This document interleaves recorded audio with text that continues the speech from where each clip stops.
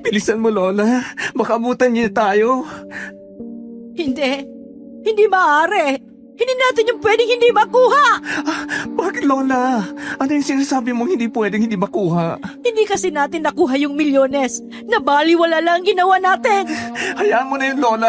Ang mahalaga ay makalayo tayo at matakasan siya. O sige, bilisan natin. Johnny, Apo, bilis! Opo.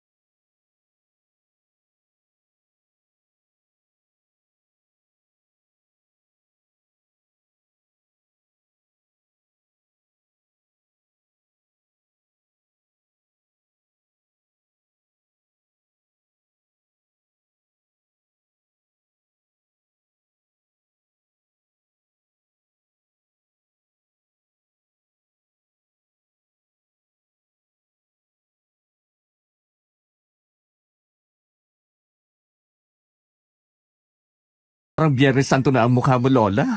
Ang lakas maka-bad vibes kapag ganyan. Paano hindi magiging parang Biyernes Santo ang mukha ko? Tingnan mo sa labas. Halos lahat ng kapitbahay natin ay nagsisialisa na. Tayo na lang talaga ang matibay dito. Hindi tayo aalis dito, Lola. Patagal na tayo nakatira dito at hindi nila tayo basta-basta pwedeng paalisin. Kung kinakailangan, ipaglalaban natin ang bahay na ito. Hindi natin nahayaang tuluyang mawala ang lahat ng magaganda nating alaala dito. Wala tayong magagawa, Apo. Nakikitira lang tayo sa lupa na ito. Wala tayong titulo. Kaya may karapatan silang paalisin tayo anumang oras. Kahit gaano pa kasakit, kailangan nating tanggapin ang katotohanan at maghanda sa kung ano man ang mangyari. Saan naman tayo titira, Lola? Kulang na kulang ang naipon natin para maghanap ng bagong mauupahan. Kung mawawala ang bahay na ito, parang mawawala na rin ang lahat sa atin. E di gawin ulit natin ang ginagawa natin dati.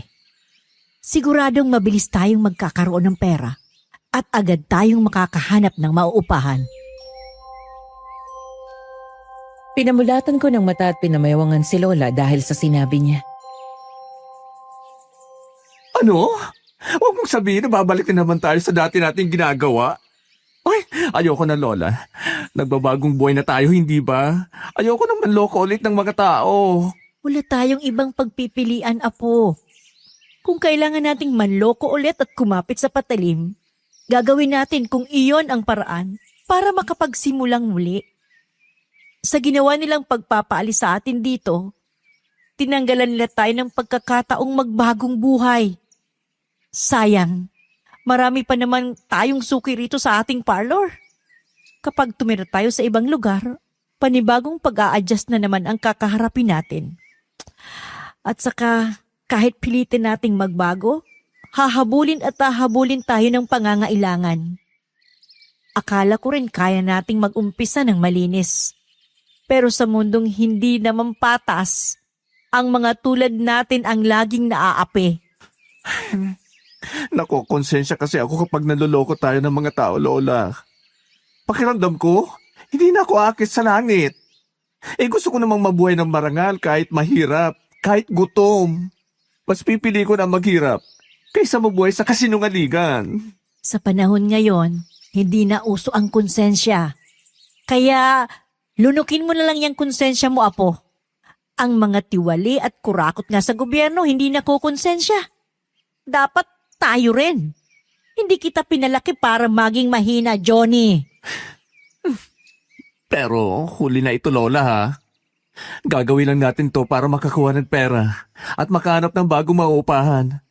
Pagkatapos ito, tama na, ha? Promise? Oo, Apo. Pangako. Ngayon lang ito. Napapailing na lang ako. Kung ako masusunod, ayoko umalis sa lugar na yon. Kung saan sinimulan na namin ni Lola ang maging patas sa buhay. Dati kasi nagagawa naming mandaya at manloko para lang magkapera. Yun ang paraan namin noon para mabuhay. Gusto naming madalian lang ang pagkita ng pera. Sa madaling salita, mga scammer kami. Nang mga oras na yon, hindi ko akalaing muli naming babalikan ang madilim na bahaging iyon ng aming buhay. Inahapunan, nagulat ako nang tawagin ako ni Lola at tuwang-tuwa siya. Johnny, apo! Diyos ko, eto na ang swerte natin. Oh, Lola, bakit masayang-masaya ka yata? Nanalo ka na ba sa loto? Hindi. Mas maganda itong ipapakita ko sa'yo. Tingnan mo. Etong post sa Facebook. Oh. Jack, kikita tayo ng limpak-limpak na pera rito. Nang tingnan ko ang post na sinasabi ni Lola, nanlaki ang mga mata ko, Miss Ligaya. Ano to? Albularyo? Gusto mo ba tayong magpanggap ng albularyo, Lola? Pagre-ribad at pagkukulot lang ang alam ko, wala akong alam dyan. Pakinggan mo muna ako, apo. Milyones ang usapan dito. Tingnan mo yung post. Oh, isang mayamang pamilya sa probinsya ang naghahanap ng bihasang albularyo. Isipin mo, isang araw lang na acting. Milyonaryo na tayo. Hindi ganun kadali yun. Ang mga mayayaman, hindi yan basta-basta naglalabas ang pera kung wala silang pakinabang. Paano kung mabuking tayo la? Paano kung may tunay pala talagang albularyo roon at malaman nilang nagkukunwari lang tayo? Hindi tayo mabubuko. Ako ang bahala. At saka, kaya nga sila naghahanap ng albularyo dahil walang albularyo sa lugar nila. Ano pa ang silbi ng mga wig at makeup kit natin? Gagawin kitang mukhang 1,000 taon na ang tanda. Parang galing sa kailaliman ng lupa. Para magmukha ka talagang albularyo. Baka sa kailaliman talaga tayo ng lupa pulutin kapag nalaman nilang niloloko natin sila, Lola. Ang panloloko ay may kapalit na karma. Ayoko magkapera kung kapalit naman ay sumpa. Anong sumpa-sumpa ang pinagsasabi mo riyan? Wala nang sumpa-sumpa sa panahon ngayon, apo. Ang tunay na sumpa ay ang manatiling mahirap habang may pagkakataon namang umahon. Hindi ako pinakinggan ni Lola. Sa isip niya tumatakbo na ang numero na posibleng mapa sa amin. 10 milyon ang maaari namin makuha kapag nagtagumpay kami sa balak naming pagpapanggap. Pinilit ako ni Lola na kagatin ang racket na nakita niya sa Facebook. Magtiwala ka sa akin, apo. Hindi tayo mabubuking. Magpapanggap lang tayong marunong magbasa ng tawas. At makipag-usap sa mga espiritu. Ang mahalaga, makuha natin ang milyones na ibabayad nila. Ay, sige. Sige na nga, Lola. Pero kailangan natin maging maingat, ha? Dahil sa isang maling galaw lang, maaari tayong mapahamak. Ikaw, Lola, ang bahala magturo sa akin kung anong gagawin. Wala talaga akong alam dyan eh. Basta, ako ang bahala. Para namang hindi natin ito nagawa dati. Samantalang noon, nagpanggap na tayo mga doktor at nagampanan mo iyon ng bongga. Malaki rin ang nakulimbat nating pera noon, di ba? O, kering-kering mo ito, apo, dahil matalino ka. Sundin mo lang mga sasabihin ko at siguradong magiging maayos ang lahat. At saka, sigurado ka ba sa racket na yan, Lola? Ang pagkakaalam ko kasi, ang probinsyang yan na nakapost sa Facebook. Marami raw aswang dyan. Hindi ba mapanganib ang lugar na yon? Parang sa Tagong Isla pa yata sila nakatira. Nakakatakot naman. Ay nako, ayan ka na naman sa mga takot mo. Hindi tayo magkakapera kung yan ang pairalin mo.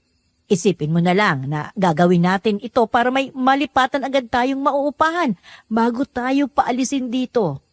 Nag-uumpisa nang idemolis ang ibang mga bahay sa labas.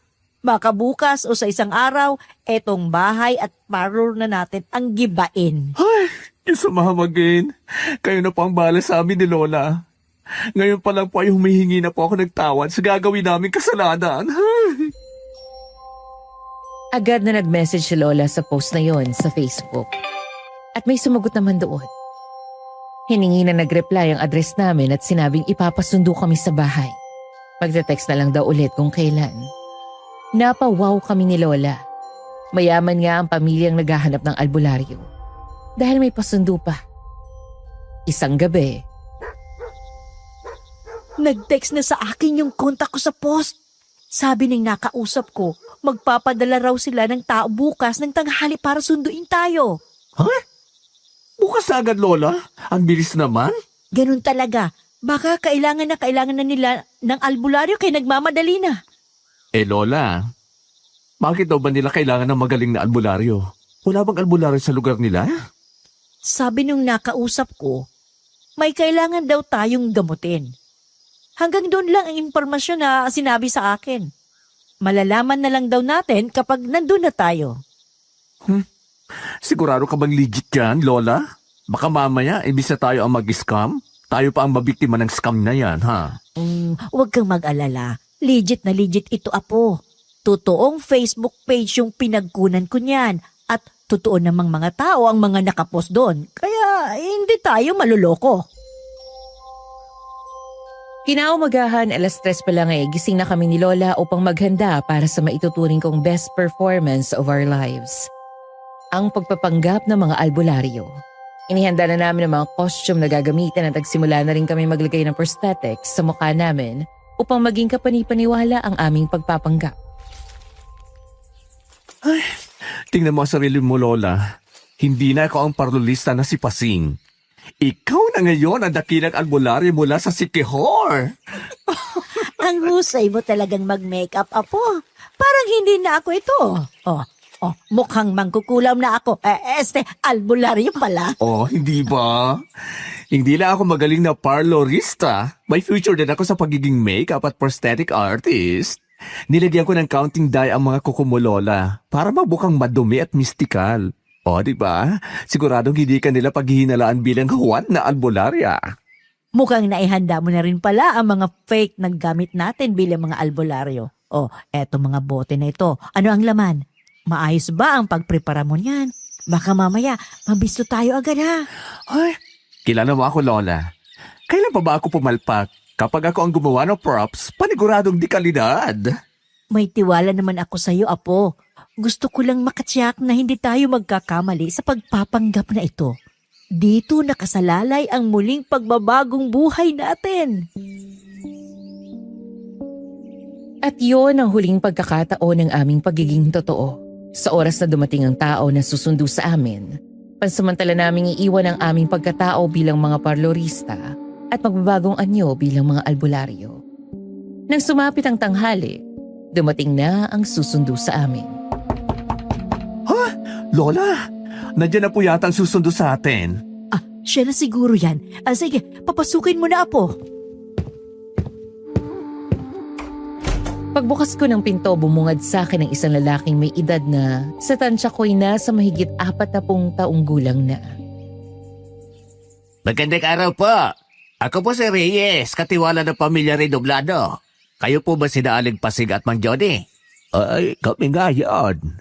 Ako si Jody. At ito naman ang kapatid kong si Pasig. Pinapasundo na pala kami ni Doña Celestina. Opo. Inutusan po ako ni Doña Celestina na sunduin kayo. Nakahanda na po ba kayo? Ay, ganun ba? Nako kanina pa kami nakahanda. Kanina pa nga kami naghihintay. Nako, sakto ang pagdating mo, Mang Reyes. Kanina pa kami nakahanda sa pag-alis. Kung ganon, tara na po sa airport para maaga tayo makarating doon.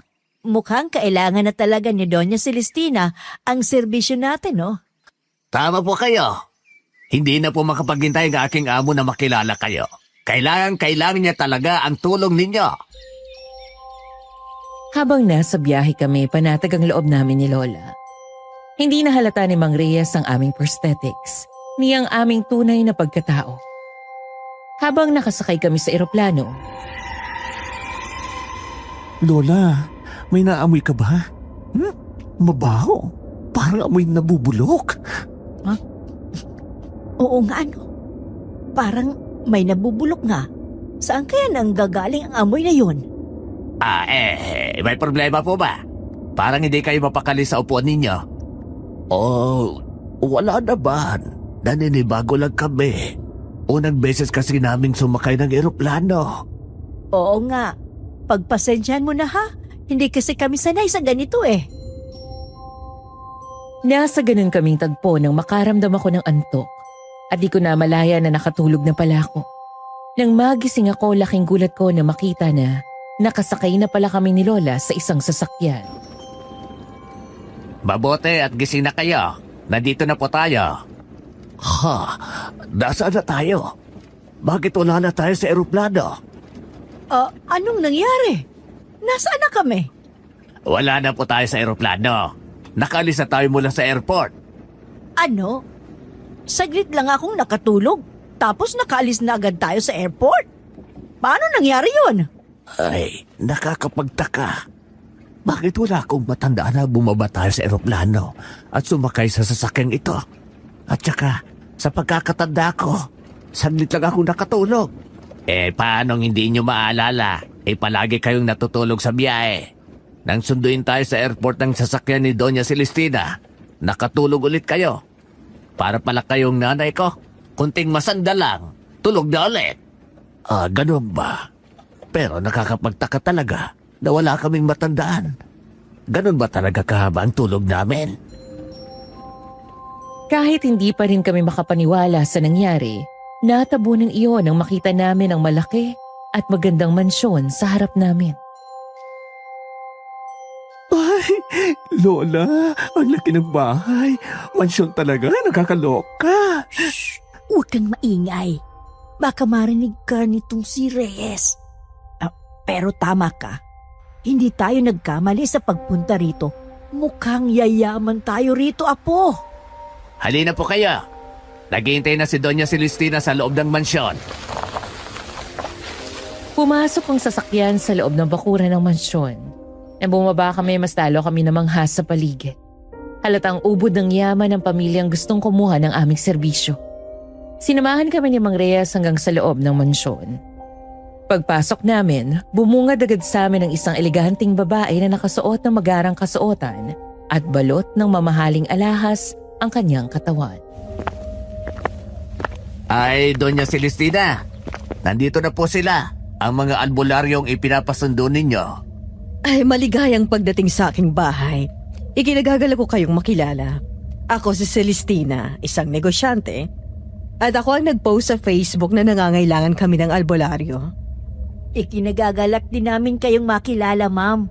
Kami po ay mga albularyong nagmula pa sa Siquijor. Isang karangalan po ang maimbitahan ninyo sa inyong tahanan. Ay, hindi po kayo magsisisi sa pagkuha nyo sa aming serbisyo. Pinagmasdan ko ang bawat kilos ni Doña Celestina. Sopistikada, maingat at mapagmasid. May kakaiba sa kanyang titig. Parang sinusukat niya hindi lang ang kakayahan namin, kundi pati ang katotohanan sa likod ng aming mga salita. Pero kung taga Siquijor kayo, bakit nasa Maynila kayo ngayon? Bakit kayo umalis doon?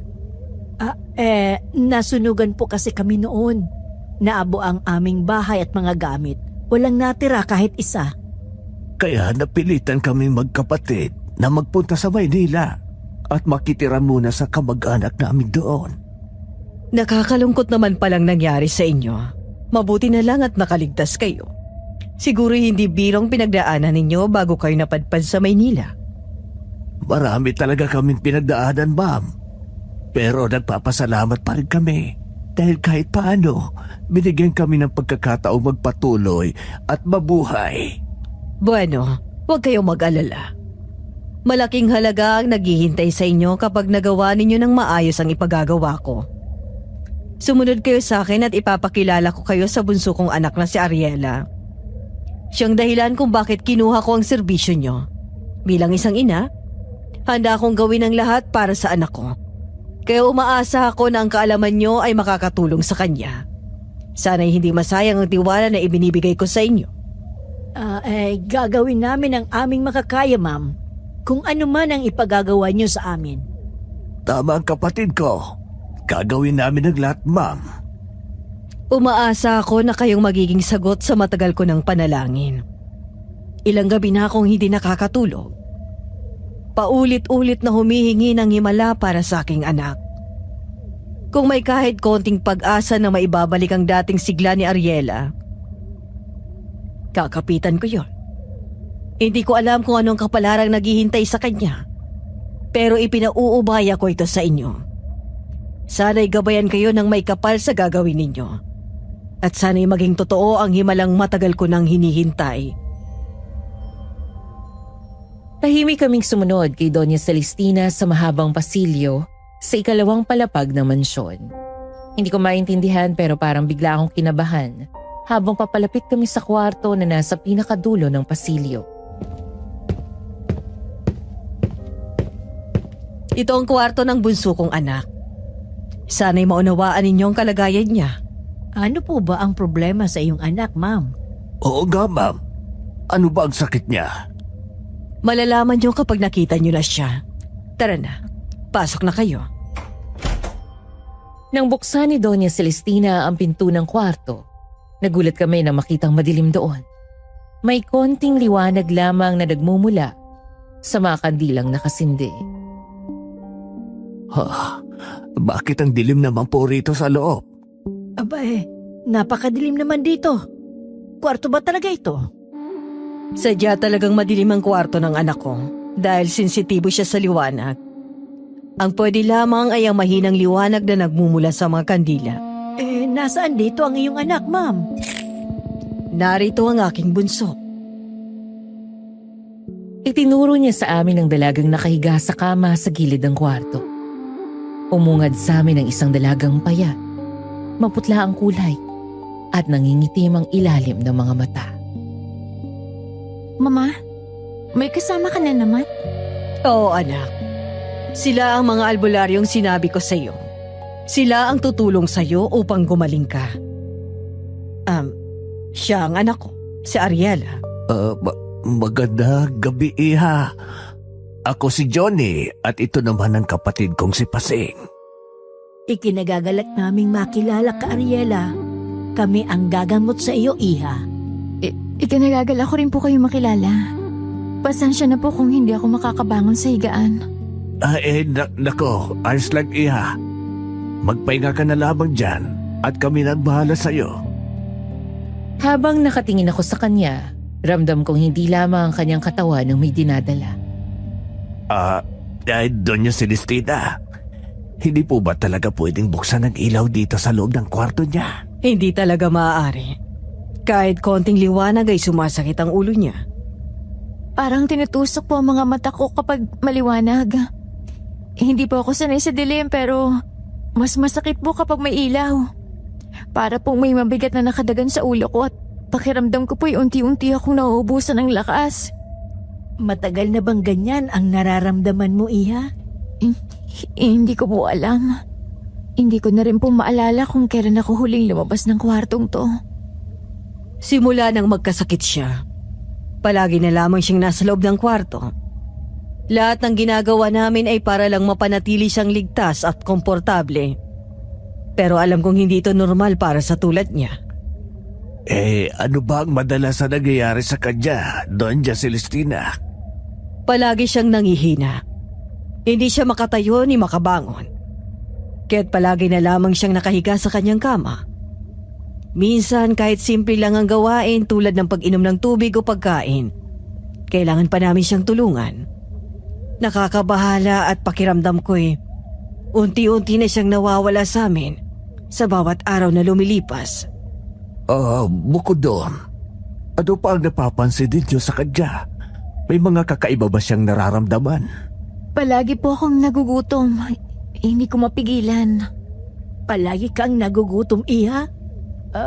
Pero bakit hindi alata sa iyong katawan, Iha? Sigurado akong hindi ka magugutom dito sa bahay nyo dahil tiyak na masasarap at masustansyang pagkain nyo rito. Oo, palagi siyang nagugutom. Pero kahit gaano karaming kainin niya, hindi siya lumalakas. Nangihina pa rin siya. At hindi namin alam kung anong dahilan. Nagkatinginan na lamang kami ni Lola Pasing. Ngunit nanatili kaming tahimik. Mukhang seryoso ang sitwasyong pinasukan namin. Ipinatingin na ba ninyo siya sa doktor o sa mga espesyalista? Ipinatingin ko na siya sa mga magagaling na doktor. Ngunit wala sa kanilang makapagpaliwanag kung anong sakit ng anak ko. Dinala ko na rin siya sa mga espesyalista sa ibang bansa. Ngunit wala ring nangyari. Wala silang kakayahan na gamutin ang anak ko. Kahit anong gamot ang ibigay ng mga doktor sa kanya, hindi bumubuti ang kalagayan niya. Parang may bagay na hindi nakikita ang mga doktor. Isang misteryo na tanging kakaibang karunungan lamang ang makakaunawa at makakatulong sa kanya. Ibig sabihin, hindi talaga ito karaniwang karamdaman. Seryoso ang sakit niya, Paseng. At hindi ito basta-basta. Kaya naisip kong kumonsulta na sa mga albularyo. Kayo na lamang ang pag-asa ko para gumaling ang anak ko. Doon ko lalong naramdaman ang bigat ng aming papel. Ang responsibilidad na gamutin ang kaawa-awang dalaga na nakaratay sa higaan sa madilim na kwartong iyon. Ngunit paano naman ito gagawin kung hindi naman kami tunay na albularyo? Umaasa akong kayo ang makakatulong sa kanya. Kung papayagan niyo kami, ma'am, maaari na naming simulan ang paggagamot sa kanya. Mama, gusto ko na pong gumaling. Oo, anak. Gagamutin ka nila. Pero hindi na muna ngayon. Kadarating pa lamang nila at pagod sila. Bukas na lang ng gabi natin isasagawa ang gamutan. Tama po si Mama. Magpahinga po muna kayo. Muli, welcome po sa bahay namin. Kung yan ang desisyon niyo, wala kaming problema. Lumabas na kami ng kwarto dahil magpapahinga na raw si Ariela. Sinabihan naman kami ni Doña Celestina na sumabay na muna sa kanya sa hapunan. Siguradong nagugutom na kayo. Kaya halina kayo't samahan ninyo akong kumain ng hapunan. Sige po, ma'am. Nako, salamat, ma'am. Kanina pa nga kami nakakaramdam ng gutom eh. Sandali, tatawagin ko si Mang Reyes. Mang Reyes? Mang Reyes? Ay, ano po yun, ma'am? May kailangan po ba kayo? Sabihan mo si Aling Elisa na maganda ng hapunan. Ang gusto ko ay espesyal dahil may mga bisita tayo. Opo, ma'am. Sasabihin ko po sa kanya. Dinala niya kami sa hapagkainan. Nanlaki ang aming mga mata ni Lola nang makita ang mahabang mesa. Pinaupo niya kami sa mga upuan na malapit sa kanya. Hindi nagtagal, may dumating na isang babae. Ay, ma'am, nakahanda na po ang mga pagkain. Oh, nakahanda na palang hapunan natin. Nga pala, Aling Elisa, may mga bisita tayo. Sina Aling Pasing at Mang Juni. Mga albularyo na kinuha ko ang serbisyo para kay Ariela. Siya naman si Aling Elisa, ang aming kasambahay. Magandang gabi po sa inyo. Magandang gabi rin sa iyo, Elisa. Ikinagagala ka rin namin makilala, Elisa. Kukunin ko na po ang mga pagkain sa kusina, ma'am. Saglit lang po. Napansin kong hindi man lang siyang umiti at agad na tumalikod. Masyado yatang seryoso si Aling Elisa, ma'am. Tahimik talaga at seryosong tao si Aling Elisa, kaya masanay na kayo sa kanya. Matagal na ba siyang naninilbihan sa inyo? Matagal na rin siya rito. Siya lamang ang kasambahay na nagtagal dito. Bakit? Hindi ho ba nagtatagal sa inyo mga kasambahay? Alam nyo kasi, maselan ako pagdating sa mga kasambahay. Gusto kong maayos ang trabaho at marunong silang rumespeto sa loob ng bahay. Hindi lahat ay kayang makasanayan ng ganon. Kaya madalas, ang iba'y hindi nagtatagal. Pero si Elisa, naiintindihan niya ang mga patakaran at hangarin ko para sa bahay na ito. Kaya siya lamang ang nagtagal. Tapat at maasahan. Kahit sa mga simpleng bagay, ramdam mo ang dedikasyon niya. Habang nagkukwento siya tungkol sa mga gusto at ayaw niya sa mga kasambahay, may napansin ako kaya agad akong nagtanong sa kanya. Ay, pasensya na. Pero nasa ng asawa at ang panganay ninyong anak, ma'am? 5 taon ang patay ang aking asawa. Pasensya na. At hindi ko pala nasabi sa inyo. Ang panganay kong anak naman ay gabi nang umuwi dahil abala sa pag-aasikaso ng aming negosyo. Kapag dumating siya, ipapakilala ko agad siya sa inyo. Hindi nagtagal bumalik si Aling Elisa dala ang mga pagkain. At doon ko unang naramdaman na may kakaiba sa hapunang iyon.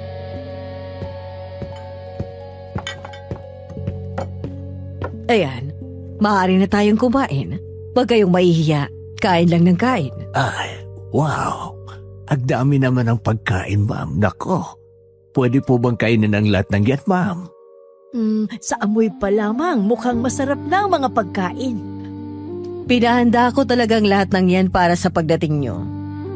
Gusto ko kayong mabusog upang kapag kinailangan na kayo ni Ariela, maayos ang lahat.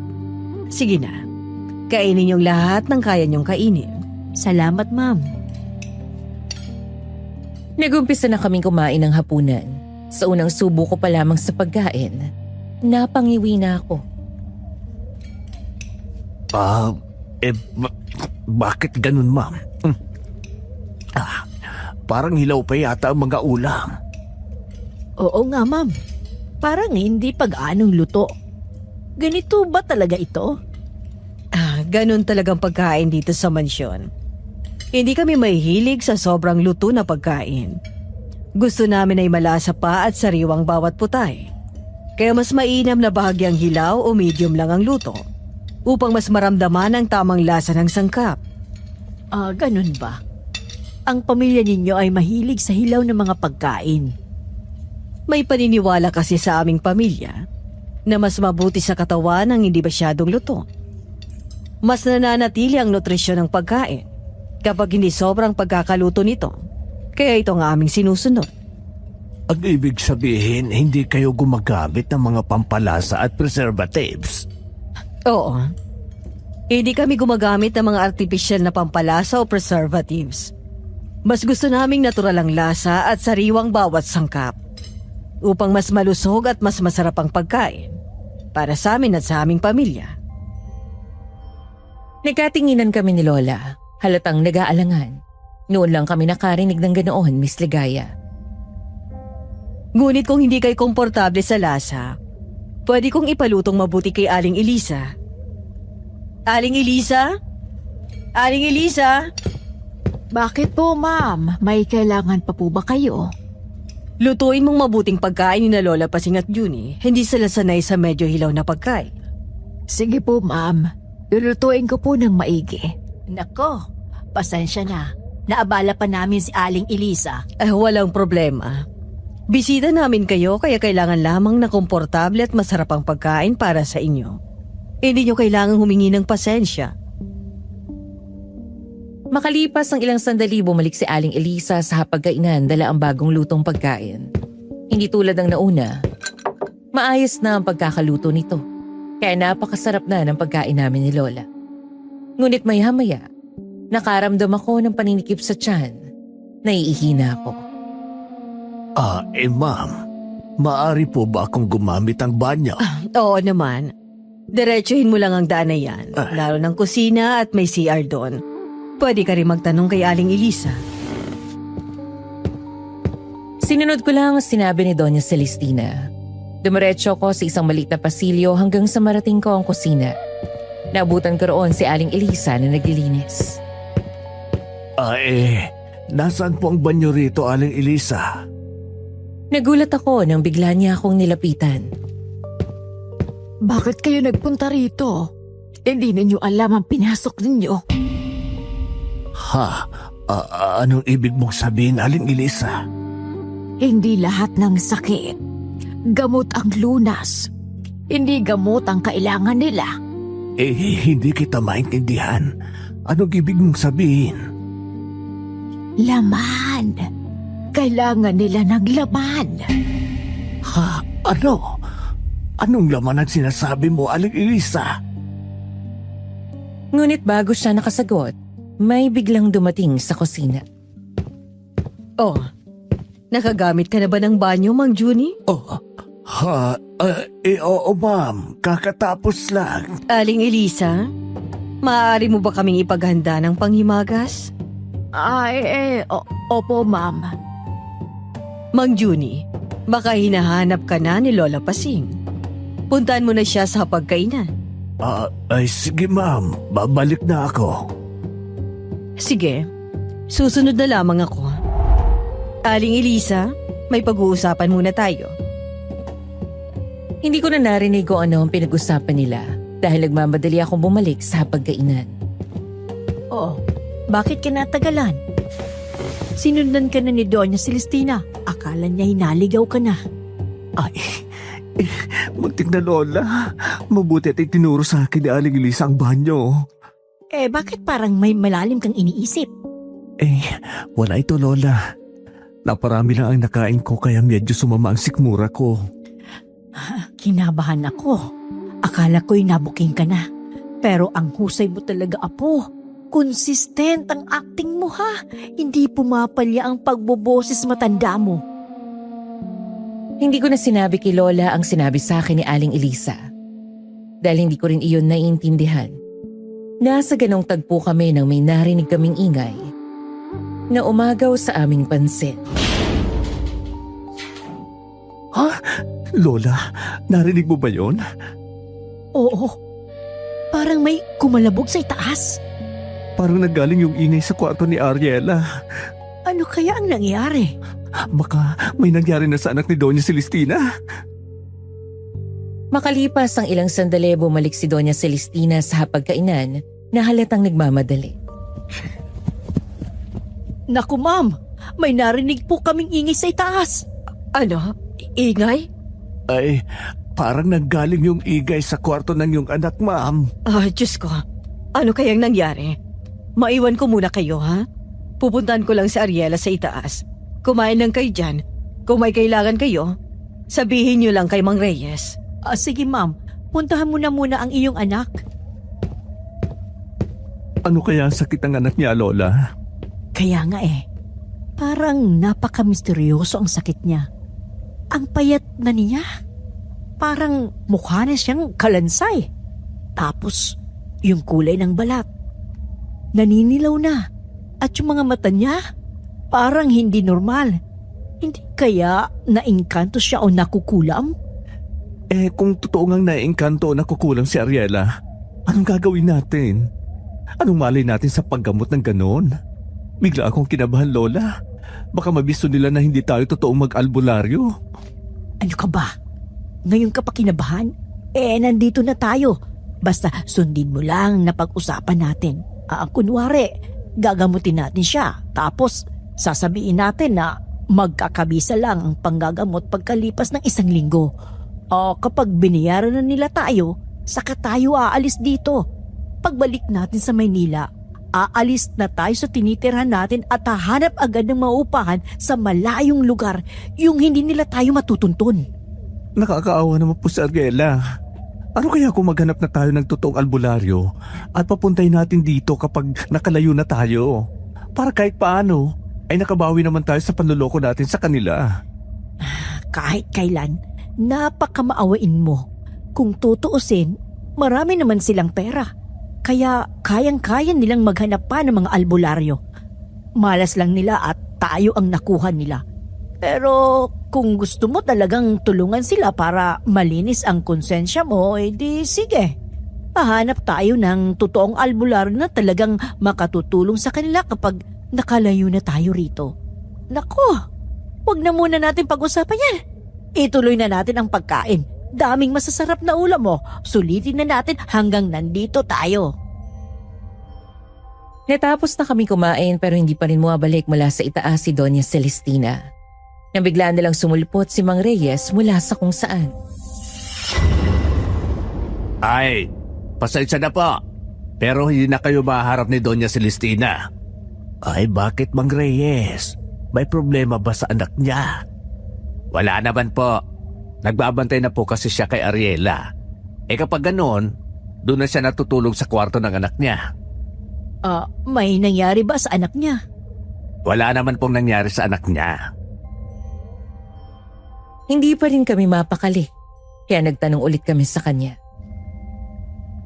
Mang Reyes, ayos lang ba si Ariela? Ay, opo, ayos lang siya. May gamit lang na bumagsak sa loob ng kwarto niya. Yun ang ingay na narinig ninyo kanina. Tinangka po kasi niyang tumayo, kaya nasagi niya ang klorera na nakapatong sa meseta, malapit sa kama niya. Mabuti naman at ganon ang nangyari. Kinabahan kami kanina. Ay, akala namin kung ano na Nang matapos kaming maghapunan, sinamahan kami ni Mang Reyes sa tutulugan naming kwarto. Nasa 3 palapag ito ng mansyon. Dito po ang magiging kwarto ninyo. Pasok po. Ay, ang laki naman ito. Talaga bang ito ang magiging kwarto namin? Ang ganda naman dito. Para kaming nasa 5-star hotel. Pinahanda po talaga ito din ma'am para sa inyo. Ito ang guest room ng mansyon. Mayroon ko na po kayo. Tawagin nyo na lang po ako kapag may kailangan pa kayo. O sige, salamat. Hindi nagtagal, nagpaalam na si Mang Reyes dahil may aasikasuhin pa siya. Pagkaalis niya, isinara na namin ang pinto ng kwarto. Hindi pa ba natin tatanggalin itong prosthetics natin sa mukha? Ay, pwede na Lola. Hindi naman siguro sila papasok dito. Maglalagay na lang tayo ng makeup sa mukha. Patatandaan natin ang mga sarili natin. Tama. Magaling ka rin palang mag-makeup, Apo. Siguradong madali lang sa'yo yan. Hindi nila mahahalata. Naging komportable naman kami ni Lola sa kwarto. Ngunit 11:00 na ng gabi ay gising pa rin ang aking diwa. Hindi ako dalawin ng antok. Lola, tulog ka na ba? Ay, naku, tulog na siya. Ako na lang pala ang gising. Nang may bigla akong narinig na parang may nagbubukas ng pinto ng kwarto namin. Nang tingnan ko ito, Miss Ligaya, tila may pumipihit ng doorknob sa labas. Ha? May nabubukas ang pinto. Maya-maya tumigil ang tunog. Ngunit hindi doon natapos ang aking kaba.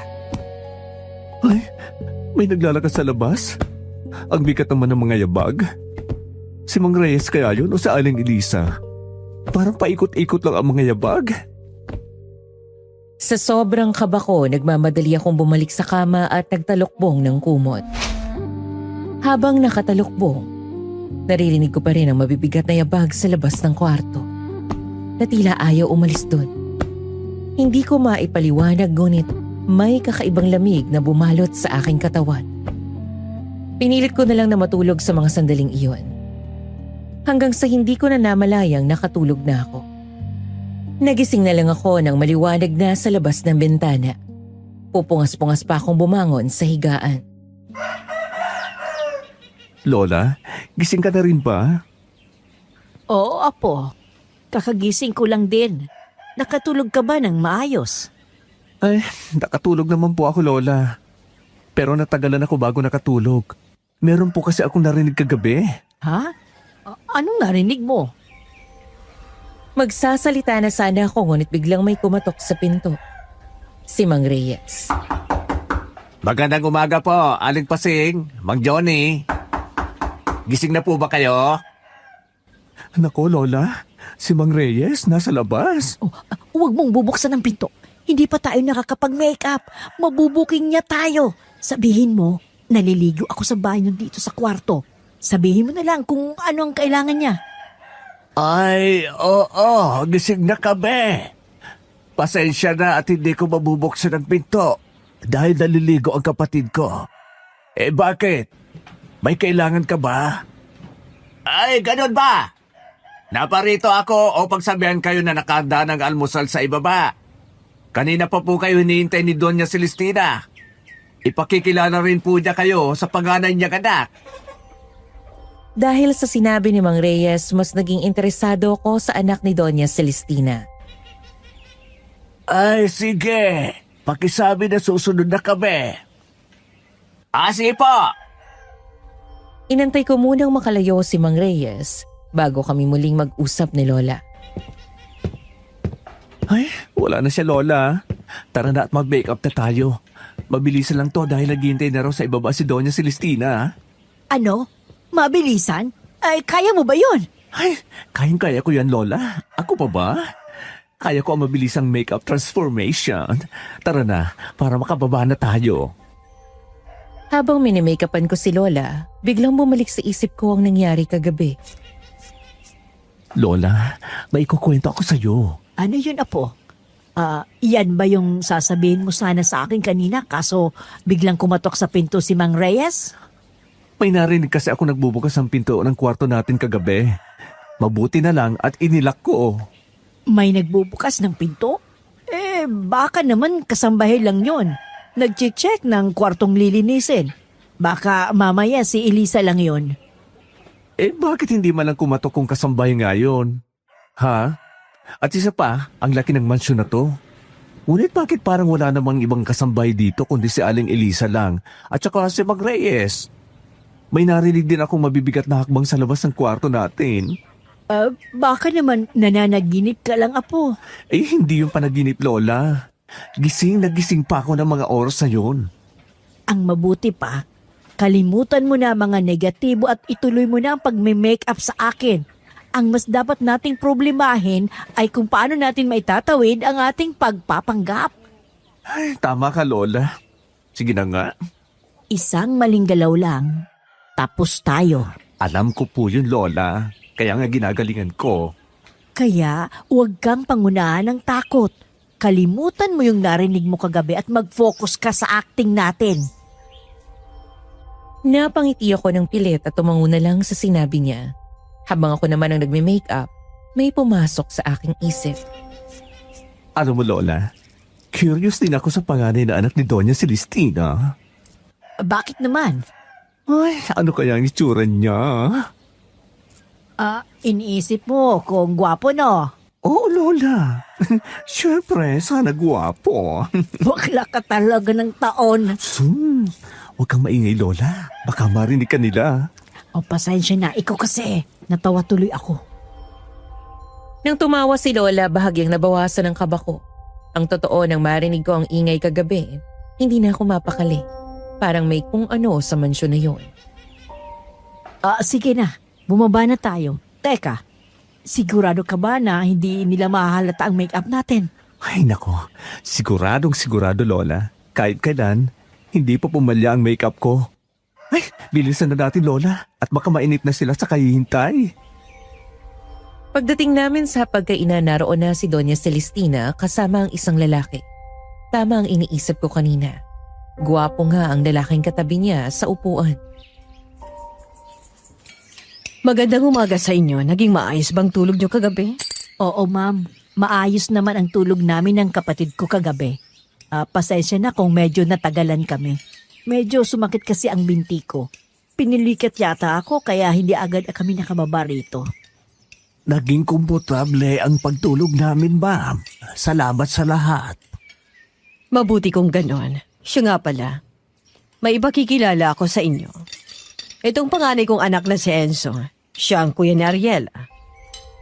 Tumayo ang lalaking kasama ni Doña Celestina. Matangkad, maayos ang pananamit. At may misteryosong ngiting mahirap basahin. Magandang umaga po sa inyo. Ako si Inso. Ikinagagalaw ko kayo makilala. Magandang umaga rin sa'yo, iho. Ikinagagalat namin makilala ka. Kamukhang kumukha mo ang iyong ina. Kaya hindi maipagkakaila na pareho kayong maganda at gwapo. Hindi ko itatanggihan dahil nagmana talaga ako kay mama. Ang pinakamagandang babae sa buhay ko. Pasensya na, hindi tayo nagkita kagabi. Busy kasi ako sa negosyo kaya palaging gabi na ako nakakauwi rito. Mukhang mabait din si Enzo, Miss Ligaya. Hindi siya mukhang suplado at palagi siyang nakangiti. Halina kayo. Sabayan ninyo kami sa almusal. Maraming salamat, ma'am. Kumain kayo ng marami. Kailangan may lakas kayo para sa gagawin ninyong pagpapagaling sa bunso kong anak na si Ariela. Ay, huwag kang mag-alala, ma'am. Gagawin talaga namin ang lahat para gumaling si Ariela. Nasa ganoong tagpo kami nang makita kong titig na titig sa amin ni Lola si Enzo. Pakiramdam ko, tumatagos ang mga titig niya sa amin. Parang sinusukat niya ang aming pagkatao. Balita ko, mga albularyo kayo galing Secure. Kaya siguradong mahuhusay kayo. Matagal na namin ginagawa ang panggagamot, kaya natitiyak ko na matutulungan namin ang inyong pamilya. Umaasa kaming matutulungan ninyo ang kapatid ko. Gawin ninyo ang makakaya ninyo. Gumaling lang siya. Kami ang bahala sa iyo, kapatid. Biglang naging seryoso ang mukha ni Enzo. Kapag napagaling niyo si Ariela, may malaking pabuya kayong matatanggap. Hindi kami tumitingin sa pera, iho. Mas mahalaga sa amin ang makatulong sa aming kapwa. Gayunpaman, gusto kong malaman ninyo na hindi kayo magsisisi sa pagtulong sa amin. Bago pa ako makasagot, may lumabas mula sa kusina. Narito na po ang almusal, ma'am. Salamat. Mukhang masarap ang mga inihanda mo para sa amin Siyempre naman, ma'am. Kapag ako ang naganda, siguradong masarap. Nagluluto ka pala, Mang Reyes. At teka, nasaan si Aling Elisa? Di ba siya ang naghahanda ng pagkain? Wala na siya. Umalis na. Wala na po siya. Bakit po? Nagpaalam siya sa akin kagabi. Uuwi raw siya sa Marinduque dahil may sakit daw ang tatay niya. Ayun, pinayagan ko na. Naaawa ko Masyado siyang namomroblema. Biglaan naman ang pag-alis niya. Kahapon lang, ipinagandapan niya tayo ng masarap na pagkain. May personal siyang dahilan kung bakit siya umalis. At naiintindihan namin yun. Sayang nga lang, dahil matagal na siyang nagsisilbi sa amin. Parang pamilya na namin siya. Oo, pero kailangan niyang umalis. Mahirap para sa atin na hindi na natin siya makakasama. Kailangan din nating igalang ang kanyang desisyon. Pansamantala, si Mang Reyes munang magluluto para sa atin. Mahusay din siyang magluto tulad ni Aling Elisa. Bigla kong naalala ang sinabi sa akin ni Aling Elisa kung bakit daw kami naroon. Na hindi gamot ang kailangan ng pamilya Redoblado kundi laman. Hanggang ngayon hindi ko pa rin maunawaan ang ibig niyang sabihin. Maya-maya naisip kong itanong kay Doña Celestina ang tungkol kay Ariela. Ay, ma'am. Ngayon na po ba namin gagamutin si Ariela? Mamaya, kapag handa na kayo. Gusto ko kasi na handang-handa na kayo bago ninyo gamutin ang bunso ko. Handa na po kami. Kaya kahit anong oras ay pwede na kaming magsimula. Ang mabuti pa ay kumain na muna kayo. Mamaya na natin pag-usapan yan. Mapaghihintay ang tungkol dyan. Tama si Enzo. Kailangan ay makapagpahinga muna kayo at makakain ng maayos. Ayoko magsimula kayo ng pagod o gutom. Mas mabuti nang handa ang katawan at isipan ninyo bago ninyo harapin ang pagpapagaling kay Ariela. Kumain kayo ng marami. Kailangan ninyo ng lakas para sa panggagamot mamaya. Espesyal ang karne na ginamit sa putahe na niluto ni Mang Reyes. Galing pa yan sa aming farm. Kumuha ko ng isang pirasong karne. Ngunit bago ko pa ito maisubo, napansin kong kakaiba ang itsura nito. Parang ngayon lang ako nakita ng ganong klaseng karne. Anong klaseng karne po ito? Bakit? May problema pa sa karne? Wala naman. Pero ngayon lang kasi ako nakakita ng ganitong karne. Karne ba ito ng anong hayop? Karne ng baboy yan, Mang Juni. Bakit mo naman nasabi na kakaiba? Oo nga. Bakit mo nasabi na kakaiba? Ang sarap nga nitong karne. Ang lambot-lambot. Eto na yata ang pinakamasarap na karne na natikman ko. Nang tikman ko ang karne, nanlaki ang mga mata ko dahil masarap nga ito. Kaya hindi na ako nag-atubiling kainin yun. Napasarap ang kain ko ng putahe na nasa harapan ko. Ngunit maya-maya isang matigas na bagay ang sumayad sa bibig ko. Nang iluwa ko yun, halos masok ako dahil ang nakain ko ay isang piraso ng mahabang kuko. Diyos ko! Bakit may kuko sa pagkain ko? Napatingin sa akin si Doña Celestina, Miss Ligaya. Nakita kong kumunot ang kanyang noo at nagsalubong ang kanyang mga kilay. May problema ba sa ulam, Mang Juni? May konsa. May ano po? Sabihin niyo po. Ano ang problema? May kuko ng tao ang ulam. May kuko ng tao.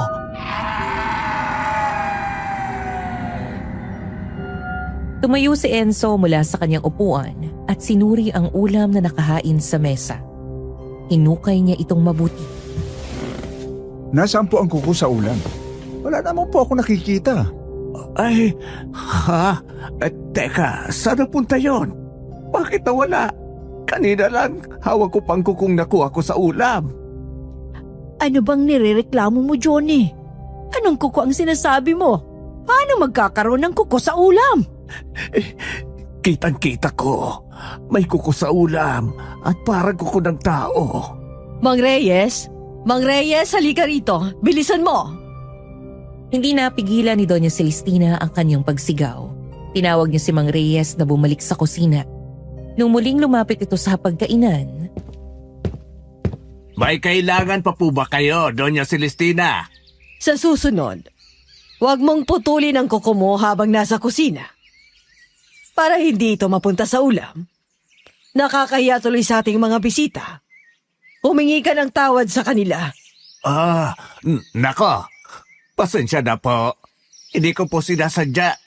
Papalitan ko na lang po ang inyong ulam. kahit pinalitan na ni Mang Reyes ang mga ulam, hindi na rin bumalik ang gana ko sa pagkain dahil sa nakita kong may kuko na nakahalo sa ulam.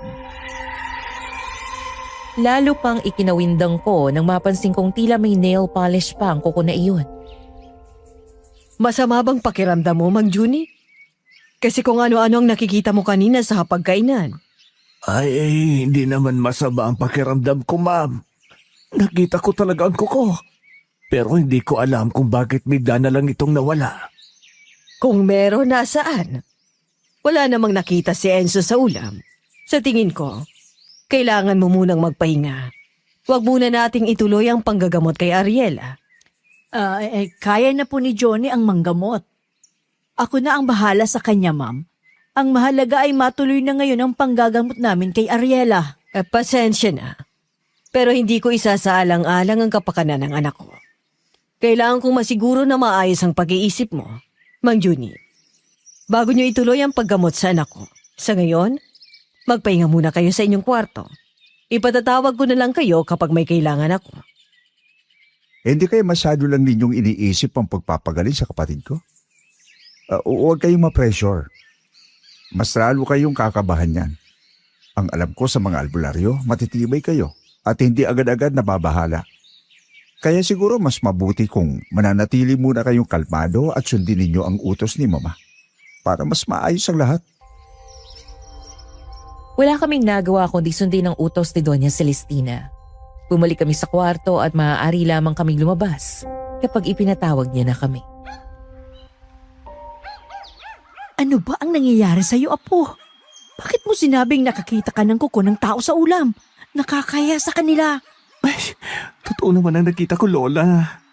May kuko ng tao na nakahalo sa ulam at may kupas pa nga na nail polish. Alam mo, Lola, hindi ako naniniwala na kay Mang Reyes ang kuko na yon. Kasi kuko ng babae yun. Wala namang nail polish ang kuko niya. Ano ba ang gusto mong tukuyin? Sinadya nilang lagyan ng kuko ang ulam? Bakit naman nila gagawin yun? Basta, alam ko nakita ko, Lola. Napapansin ko rin na palaging nauudot ang paggamot natin sa anak niya. Paano niya nasabi na hindi maayos ang pag-iisip ko? Ano kinalaman nun sa gagawin natin sa panggagamot? Siyempre, nag-aalala si Doña Celestina sa anak niya. Kaya gusto niya munang ipagpaliban ang panggagamot natin. At saka, huwag mong kalilimutan. Nagpapanggap lang tayo na albularyo. Kaya ayos lang na maudot ang panggagamot natin. Walang mawawala sa atin. Sa parlor nagsimula, gunting lang ang sandata. Pero pangarap ko, apo, mas mataas pa dyan talaga.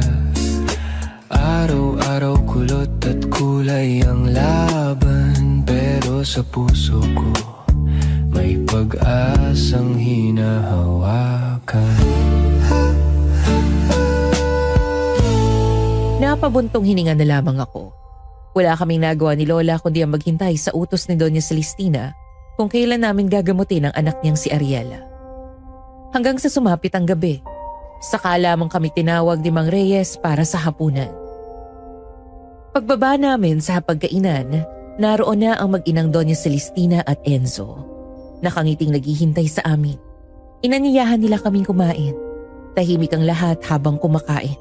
Walang nagsasalita. At hindi rin nila binanggit kung kailan namin sisimulan ang paggamot kay Ariela. Wala na rin akong napansing kuko sa mga pagkaing inihain ni Mang Reyes. Nagtanong kami kung ano na ang kalagayan ni Ariela. Ang tugon lamang nila ay nangihina pa rin ito at hindi pa makabangon mula sa higaan. Pagkatapos naming kumain, sinabihan kami ni Doña Celestina na bumalik na sa aming kwarto upang magpahinga.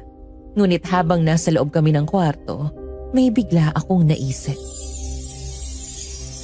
Ay, nainip na ako rito. Lalabas ako kapag tulog na silang lahat. Parang gusto kong maglakad-lakad sa bakuran ng mansyon. Ang ganda pa naman ng bilog na buwan ngayon. Pagsilip ko sa bintana, nakita ko ang buwan. Bilog na bilog at maliwanag. Kaya lalo akong ginanahang lumabas, Miss Ligaya. Bandang 10:00 ng gabi, habang mahimbing na natutulog si Lola, maingat akong lumabas ng kwarto. Dahan-dahan akong naglakad sa pasilyo hanggang sa marating ko ang pintuan sa sala. Akala ko'y nakalak yun, ngunit laking gulat ko nang makita kong bukas pala. Marahan kong binuksan ang pinto at lumabas sa bakuran ng mansyon. Agad kong naramdaman ang malamig na hangin na bumabalot sa paligid. Iahakbang ko pa lamang ang aking mga paa nang biglang may humawak sa aking braso. Ay! Huwag kang maingay. Baka marinig nila tayo. Nang lingunin ko, bumungad sa akin ang isang matandang lalaking balbas sarado. Sa sobrang gulat ko, nakalimutan kong nagpapanggap pala akong matanda. Ay, sino po kayo? Parang awin nyo na. Huwag nyo ako isusumbo kay Doña Celestina. Shh! Huwag kang maging maingay. Halika, sumama ka sa akin. Saan tayo pupunta? Saan niyo po ako dadalhin? Huwag tayo rito. Doon tayo sa tinutuluyan ko. Bilisan mo ang lakad. Baka may makakita sa atin. Halos kalad ka rin niya ako sa paghila. Matanda man siya, malakas pa rin ang katawan niya. Kaya kahit mas matangkad ako, nagawa pa rin niya ako maisama sa sinasabi niyang tinutuluyan niya. Hindi nagtagal, pumasok kami sa isang maliit na kwarto na parang bodega. Agad niyang isinara at ikinandado ang pinto. Saka niya ako hinarap. Bakit niyo po ako dito dinala? Sino po ba talaga kayo? Isa ka ba doon sa mga albularyo na dumating doong nakaraang araw? Ako nga po. Bakit po ba? Nakita niyo na ba ang kasambahay na si Elisa? Gusto kong malaman kung nakikita niyo pa siya sa loob ng mansyon. Ha? Bakit? Sino po ba kayo? Ako si Kiko. Ang hardinero rito sa mansyon. Kaibigan ko si Elisa at nangangamba ko para sa kaligtasan niya. Kaligtasan? Bakit po? Oo, nakilala na namin siya nung nakarang araw. Pero kanina, sabi ni Doña Celestina, wala na raw si Aling Elisa. Bumalik na raw siya sa probinsya. Sinasabi ko na nga ba? Baka napahamak na siya. Ang sabi ko sa kanya, umalis na siya pero hindi pa rin niya ako sinunod. Bakit po siyang papapahamak? Ano po bang nangyayari? Isang gabi, nalaman ni Elisa ang pinakatago-tagong lihim ng pamilya Redoblado. Na hindi sila mga ordinaryong tao. Mga aswang sila. Sinabi niya sa akin ang nalaman niya.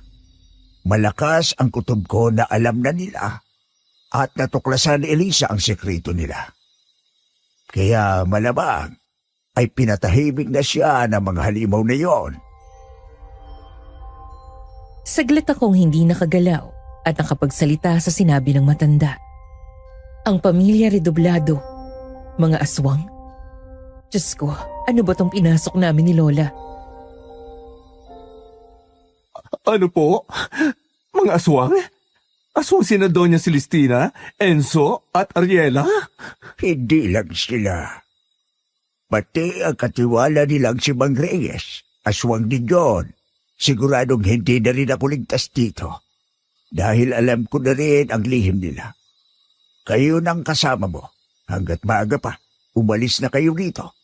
Iligtas ninyo ang mga sarili ninyo. Dahil hindi nila kayo pinapunta rito para gamutin si Ariela. Pinapunta nila kayo rito para gawing pagkain niya kapag sumapit na ang hating gabi ng kanyang karawan, kung saan magiging ganap na siyang aswang. Huh? Ano po? Kaya pala may nakita akong kuko ng tao sa pagkain. At saka, mahilig sila sa karne na hindi masyadong luto. Diyos ko, niloko nila kami. Bakit nag-post pa sila sa Facebook na kailangan nila ng mga albularyo? Hindi ko maintindihan. Kung kailangan lang nila ng mabibiktima, bakit hindi na lang sila direktang mambiktima rito sa lugar na to? At kailangan pa nilang manloko sa Facebook? Yun ay dahil naniniwala ang kanilang lahi na kailangan nila ng sariwang dugo at laman ng albularyo upang mas maging malakas ang kanilang kalahi na magiging ganap pa lang na aswang tulad ni Ariela. Sa kanilang paniniwala, ang dugo at laman ng albularyo ay may espesyal na katangian na may kakayahang palakasin ang kanilang kapangyarihan. Kapag hindi sila nakainom ng dugo at nakakain ng laman loob ng albularyo, hindi magiging ganap ang kanilang pagbabago. Kaya naganap sila ng albularyong mabubula nila para gawing biktima. Kaya wag na kayong magtagal dito. Humanap kayo ng paraan para makatakas. Isang araw na lang at kaarawan na ni Ariela. Kapag dumating ang araw na yon, hindi na kayo makakalis. Pagkatapos isiniwalat sa akin ni Mang Kiko ang nakakakilabot na katotohanan tungkol sa pamilyang pinuntahan namin. Binigyan niya ako ng isang supot ng asin bilang pangontra.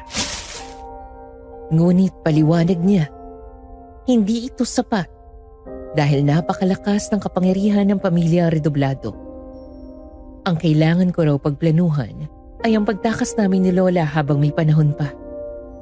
Pabalik na ako sa kwarto namin ni Lola nang makarinig ako ng tila pagaspas ng mga pakpak ng malalaking ibon malapit sa bintana sa ikalawang palapag ng mansyon.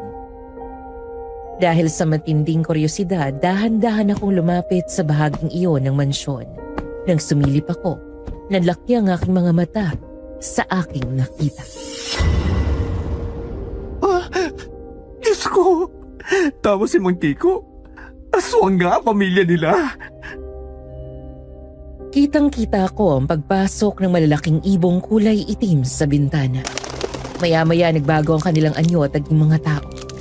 Sina Doña Celestina, Enzo at Mang Reyes. Siguradong galing sila sa pambibiktima.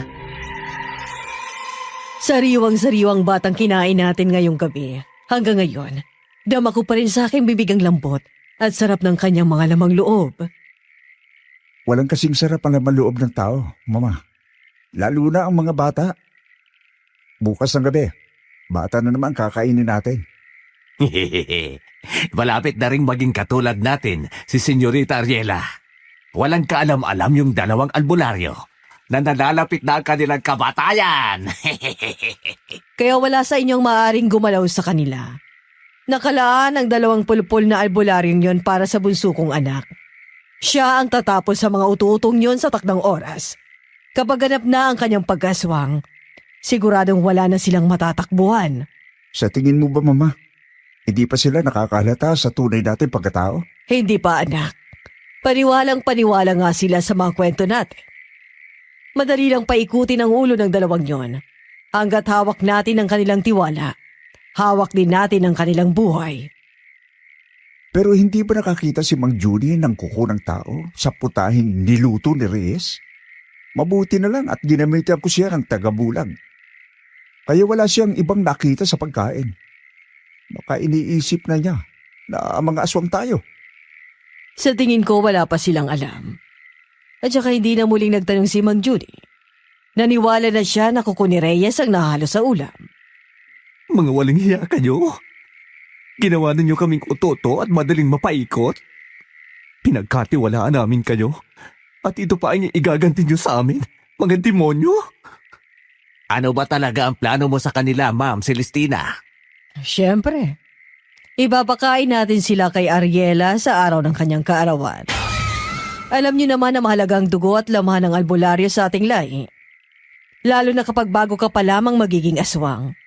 Malapit na rin ang tamang edad para kay Ariela. Isang araw na lang, magiging ganap na rin siyang aswang. Hindi nyo magagawa ang gusto ninyo. Hindi ako papayag na gawin ninyo kaming pagkain. Maingat akong pumasok sa kwarto at pinili ko nang wag nang makinig pa sa pinag-uusapan ng mga aswang. Pagpasok ko, himbing na himbing pa rin si Lola sa kanyang pagtulog. Walang kaalam-alam sa panganib na naghihintay sa amin. Hindi na ako nakatulog ng gabing iyon. Buong magdamag akong nag-isip ng paraan kung paano kami makakatakas ni Lola sa impyernong pinasukan namin. Hanggang sa nakabuo ko ng isang plano. Pinasadyos ko na lamang na magtagumpay ako. Ngunit kailangan ko munang ipagtapat kay Lola ang lahat ng nalaman ko. Gusto ko na may kasama akong lumaban. Kinabukasan nang magising siya. Oh, maaga kaya't ang nagising apo. Lola, may kailangan tayong pag-usapan. Oh, bakit? May problema na naman ba apo? Parang seryoso ka na naman dyan. Lola, makinig ka. Seryoso talaga to. Hindi ito biro. Sabihin mo na sa akin. Humugot muna ako ng lakas ng loob bago ako nagpatuloy sa pagsasalita. Lola, nagkamali tayo sa pagpunta rito. Hindi tayo dapat nagpunta rito. Ano ba talaga ang gusto mong sabihin? Diretsahin mo na ako.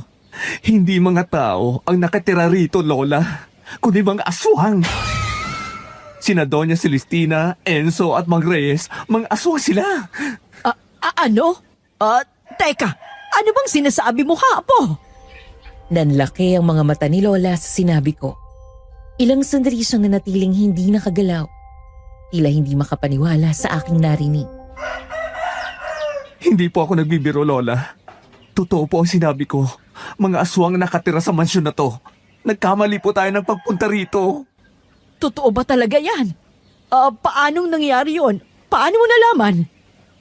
Kagabi, Lola, lumabas ako ng mansyon para maglakad-lakad. Hindi ko inaasahan na makikilala ko si Mang Kiko, ang hardinero rito. At siya po ang nagsabi sa akin ng buong katotohanan. Ikinuwento ko kay Lola ang lahat ng nalaman ko mula kay Mang Kiko. At halos mangyak-ngyak siya sa tindi ng takot at kaba. Diyos ko, ano ba itong napasukan natin, apo? Tawad, kung hindi dahil sa akin, hindi tayo mapupunta sa ganitong sitwasyon. Ano na ang gagawin natin? Noong una, ang bala ko ay makatakas lang tayo rito. Pero nagbago ang isip ko, Lola. Anong ibig mong sabihin, apo? Nandito na rin lang tayo. Itotodo na natin ang pagiging best actress natin, Lola. Hindi tayo aalis hanggang sumapit ang kaarawan ni Ariela. Nasisiraan ka na ba ng bait? Anong ibig mong sabihin? Na hindi tayo aalis dito? Niloko at pinaikot nila tayo. Pues, pagbabayarin natin sila, Lola. Maghihiganti tayo at kukunin ang milyones na ipinangako nila sa atin. Ano? Delikado yung binabalak mo, apo. Anong laban natin sa kanila? Pagpapatiwakal ang gusto mong mangyari. Pinag-isipan ko na po itong mabuti, Lola. Natatakot at kinakabahan din po ako. At hindi rin ako sigurado kung magtatagumpay ako. Pero mula nang marinig kong nag-uusap ang mga halimaw na yon, tungkol sa walang awang pagpatay sa mga inosenteng tao, lalo na sa mga bata, gusto ko silang pagbayarin sa ginagawa nila. Ito ang plano ko, Lola. Makinig kang mabuti. Ikinuwento ko kay Lola ang gagawin ko sa mismong araw ng kaarawan ni Ariela. Nakita ko sa kanyang mga mata ang pag-aalala. Ngunit muna ang aking desisyon. Titiyakin ko makakaalis kami ni Lola sa impyernong lugar na iyon. Nang araw na iyon, kinausap kami ni Doña Celestina at sinabi niyang mamayang gabi na namin gagamutin ang kanyang bunsong anak. Kaya maghanda na raw kami. Kinakabahan ako, apo. Nag-aalala ako para sa kaligtasan natin. Kaya natin ito, Lola. Manalig lang tayo sa Diyos at hindi niya tayo pababayaan. Magtatagumpay tayo. Bandang hapon, palihim kong pinuntahan ang tinutuluyan ni Mang Kiko sa likod ng mansyon. Ngunit hindi ko na siya naabutan pa doon. Ang pinagtataka ko lang ay naharoon pa rin ang kanyang mga gamit. Sa isip ko baka umalis na siya at iniwan na lang ang mga iyon para hindi siya mabuking ni na Doña Celestina. Kung nasaan ka man, Mang Kiko, maraming salamat. Naway ligtas ka. Kinagabihan, pinatawag kami ni Doña Celestina para maghapunan. Kitang-kita sa kanyang muka ang labis na pananabik. Ngayong gabi ng takdang panahon, para gamutin niyo ang aking bunsong anak na si Ariela. Pasensya na kung ilang araw na itong hindi natuloy. Isinasaalang-alang ko lang ang inyong kahandaan para maisagawa ang panggagamot. Gusto ko na gumaling ang anak ko. Huwag kang mag-alala, ma'am. Handang-handa na kami para gamutin ang iyong anak. Umaasa kami ni Mama na mapapagaling ninyo si Ariela. Wala na kami tiwala sa mga doktor. Kaya sa inyo na lang kami lumapit ngayon. Nga pala, nasaan si Aling Pasing? Narito na ako, Sir Enzo. Pasensya na. Ihina kasi ako kaya nagpunta muna ako sa banyo. Ganun po ba? Akala ko kasi nasa kwarto po kayo eh. O siya, dahil kumpleto na tayo, maaari na tayong kumain. Mang Reyes! Mang Reyes! Ilabas mo na ang mga putahe. Maya-maya dumating si Mang Reyes na dala ang aming hapunan. Napansin ko na naman na may mga putahe na hindi masyadong luto. Naiintindihan ko na ngayon kung bakit noong unang inalok kami ni Doña Celestina ng pagkain, hindi ito masyadong luto. Kasi yung pala, ang gusto ng mga aswang. Sariwang karne. Oh, bakit konti lang ang kinain ninyo? Marami pang putaheng nakahanda sa mesa. Itong dinuguan, bakit hindi nyo tinikman? Ito pa naman ang specialty ni Mang Reyes. Ay, naku, ma'am. Busog pa kasi ako kanina sa meriendang inihanda ni Mang Reyes. Ang dami nga nun. Kaya konti lang ang kinain ko ngayon sa hapunan. Ako naman hindi ako kumakain ng dinuguan. Ayos na sa akin itong minudo. Teka nga, ma'am. Bakit ang dami naman yatang pagkain mula kaninang tanghalian hanggang ngayong hapunan? May okasyon ba? Wala naman. Nagpahanda lang ako ng maraming pagkain para kapag napagaling niyo si Ariela, doon na lang magkakaroon ng selebrasyon. Naniniwala naman ako na mapapagaling ninyo ang anak ko, hindi ba? Oo naman, ma'am. Kaya naming mapagaling ang iyong anak. Pagkatapos naming maghapunan, naghintay pa kami ni Lola ng ilang oras bago kami muling pinatawag ni Doña Celestina. Sinabi niyang oras na raw para pagalingin namin si Ariela. Ngunit laking pagtataka namin ni Lola nang hindi niya kami dinala sa kwarto ni Ariela. Sa halip, dinala niya kami sa isang tagong lugar sa ilalim ng mansyon. Kasama namin sina Enzo at Mang Reyes. Bakit dito po tayo nagpunta, ma'am? Hindi ba dapat sa kwarto ni Ariela? Anong lugar na ito, ma'am? Bakit ang dilim naman dito? Ito ang basement ng mansyon. Dito niyo gagamutin ang anak ko. Ito ang napili naming lugar upang makakilos kayo ng maayos. Nakakatakot naman dito. At saka, ang baho dito. Ay, ganun talaga rito. Dahil matagal na rin hindi nalilinisan ang bahaging ito ng mansyon. Utos kasi ni ma'am na wag na itong galawin. Pero ngayon, kailangan natin itong gamitin para sa anak kong si Ariela. Pagpasensya na ninyo ang lugar. Dito na rin naman kayo mananatili pagkatapos ng gabing ito. Ano ang sinabi mo, ma'am? Wala. Ang ibig kong sabihin, pagkatapos ng gabing ito ay gagaling ng anak kong si Ariela at makakauwi na rin kayo sa Maynila. Dala ang milyones na ipinangako namin sa inyo. Kung dito gagamutin si Ariela, nasaan po siya? Ay bakit hindi natin siya kasama rito? Makakasama rin natin siya rito. Huwag kayong mainit. Ang totoo, mas tumindi ang kilabot na naramdaman ko nang magpunta kami sa basement, Miss Ligaya. Ngunit ano man ang mangyari, nakahanda kami ni Lola. Maya-maya nakita namin na naroon na rin si Ariela. Gulat na gulat kami ni Lola nang makita na nakakatayo pala siya. Akala ko ba hindi nakakabangon at nakatatayo si Ariela, ma'am? Ay bakit nakapunta siya rito sa basement? Ang bilis ninyong napaniwala na totoong may kakaiba akong nararamdaman. Hindi ko akalain na madali lang mauto mga albularyo. Anong ibig mong sabihin? Ano ang ibig sabihin nito, Doña Celestina? Ngunit tulad ni Ariela, tinawanan lang kami ng mapagpanggap na Donya.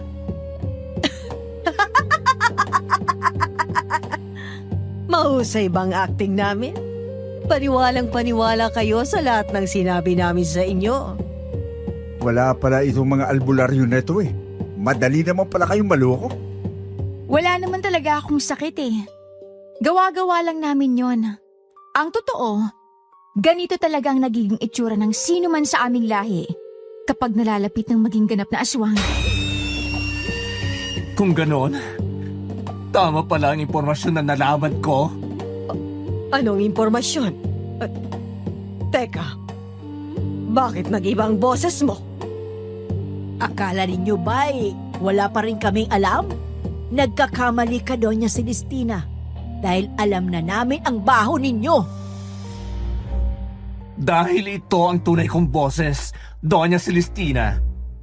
At ngayong may nalaman na kami tungkol sa inyo, oras na rin malaban ninyo ang lihim na itinatago namin. Lihim? Anong lihim? Na hindi naman talaga ako matanda. At hindi kami magkapatid, kundi maglola. Ang nasa mukha namin ay make-up lamang upang hindi nyo kami mahalata. Ano? Hindi kayo magkapatid? Paano? Nagulat ba kayo sa revelasyon namin? Ang galing namin, oh!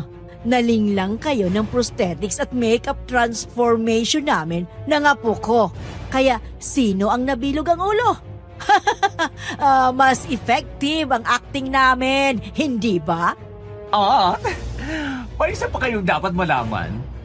Hindi kami mga albularyo. Kami ay mga parlorista. Nanggugupit ng buhok, nag-reband at kung ano-ano pa. Ano? Hindi kayo albularyo? Niloko niyo kami? Mga pangas kayo! Oh, di ba? Hindi lang kami ang napaniwala ninyo, pati kayo ay nauto namin. Kitang-kita namin kung paano nagdilim ang mga mukha ni na Doña Celestina, Enzo, Ariela at Mang Reyes. Mga walang iya kayo! Mga huwad na albularyo! Hindi namin nakalaing nagpapasok kami ng mga ahas sa aming pamamahay! Mga manloloko kayo! Pagbabayaran ninyo ang kalapastagan ito! Maling-mali ang ginawa ninyong panggagago sa amin! Pagsisisihan nyo to! Ang sabi niyo'y alam na ninyo ang aming lihim. Kung gayon, dahil batid na ninyo ang aming pinakatinatago, hindi na kayo makakaalis dito! Hindi na kayo makakaalis dito ng buhay! Dito na kayo mamamatay! Unti-unti naming nakita ang pagbabago ng anyo ni na Doña Celestina, Enzo at Mang Reyes. Pati na rin ni Ariela na nagpapanggap lamang na may sakit. Humaba ang kanilang mga kuko sa kamay at paa. Tinubuan sila ng matutulis na pangil na may kasamang paglalaway. Naging kulay berde ang kanilang balat na parang sa palaka at ito'y nangulubot. Naging kulay itim ang kanilang mga mata at nagkaroon sila ng mahabang buntot. Sobrang nakakakilabot ang kanilang anyo, Miss Ligaya. Hindi kami makapaniwala ni Lola na iyon pala ang tunay nilang pagkatao. Diyos ko, Apo! Mga aswang nga sila! Yan pala ang totoo nilang anyo! Mga nakakatakot na halimaw! Hindi na ako nagulat.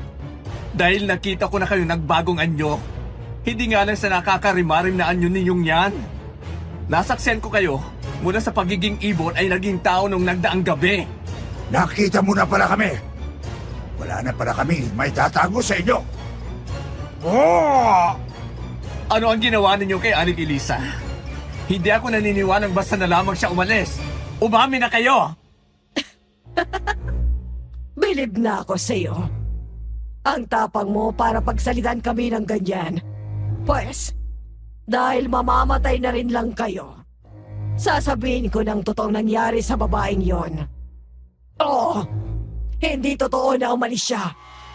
Ang totoo, pinatay namin siya. Alam mo ba kung bakit namin siya pinatay? Huh. Dahil pakialamera siya. Wala naman talaga kaming balak na patayin siya. Ngunit nalaman niya ang aming sekreto at gusto pa niyang ipaalam yon sa inyo. Akala mo ba hindi ko alam na balak niyang sabihin sa iyong lihim namin? Narinig kong pag-uusap ninyo sa kusina. Mabuti na lamang at napigilan ko yon. Kung hindi, matagal na sana ninyo kaming nabuking. Kaya ang ginawa namin sa kanya ay pinatahimik namin siya. Pinatay at kinain. Kahit may edad na ang babae yon, napakasarap pa rin ang kanyang mga laman loob. Busog na kami. Dahil ang tanging natira na lamang sa kanyang katawan ay ang mga buto. Sinimot namin ang lahat. Ganyan ang kinahantungan ng mga taong kumakalaban sa amin. At nakakaalam ng aming lihim. Kaya pati ang hardinero naming si Mang Kiko ay pinatahimik na rin namin. Hindi ako makagalaw at mahigpit kong naikuyom ang aking mga palad sa sinabi ni Doña Celestina. Pati si Mang Kiko? Pati siya ay dinamay ninyo? Oh, kilala mo pala si Mang Kiko. Paano mo siyang nakilala? Eh hindi ka naman lumalabas ng... huwag mong sabihin... Oo. Kilala ko si Mang Kiko. Siya nagbunyag sa akin ng mga halimaw kayo. Siya palang nagsumbong sa'yo. Pangas na matanda. Dapat lang talaga sa kanyang ginawa namin. Dahil isa siyang pakialamero. Kaya tulad ng pakialamerang si Elisa, pinatay na rin namin si Kiko. At tulad ni Elisa, kahit matanda na, ay masarap pa rin ang kanyang mga laman loob. Mga wala kayong puso! Inosenteng mga tao pinatay nyo! Masahol pa kayo sa mga demonyo! Demonyo nga kami! At matitikman ninyong dalawa kung gaano kami ka-demonyo! Oh! Umanghil ng malakas ang mga aswang. Umalingaw-ngaw sa buong basement ang kanilang mga pag-angil. Pagkatapos dahan-dahan nila kaming nilapitan at pinalibutan. Ngayon ang aking kaarawan. Ang kailangan ko ay dugo at lamang loob ng albularyo. Ngunit mga peke pala kayo. Pero kahit hindi kayo totoong albularyo, may pakinabang pa rin kayo sa amin. Kayo ang magiging hapunan namin ngayong gabi. Walang sino man sa inyo ang makakalabas ng buhay sa gabing to. Sapagkat dito na magwawakas ang inyong pagpapanggap! Patayin ang mga lapastangan! Ngunit bago pa man makasugod sa amin sina Doña Celestina, Ano to? Bakit ako...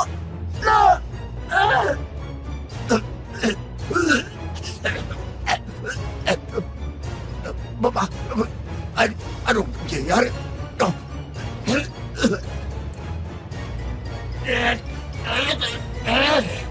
Bigla na lang sumakit ang tiyan ko. Anong nangyayari sa inyo? Mama, bakit kayo nagduduwal? Ano? Sino ngayon ang nakaisa?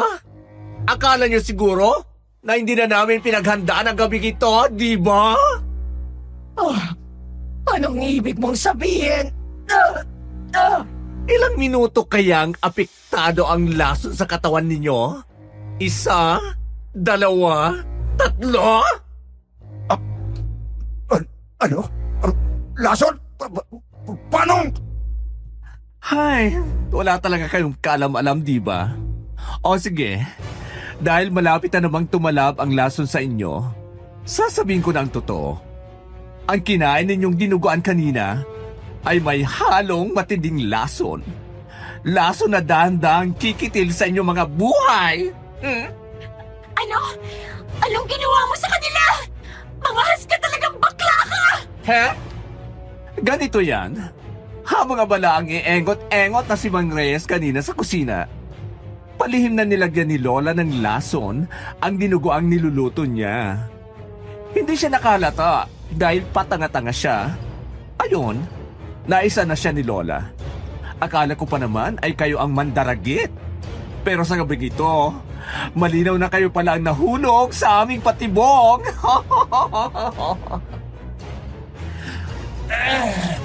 Nangapaghas kayo! Pagbabayaran ninyo ito! Sinubukan pa ng mga aswang na sugurin kami ni Lola, ngunit hindi na nila ito nagawa.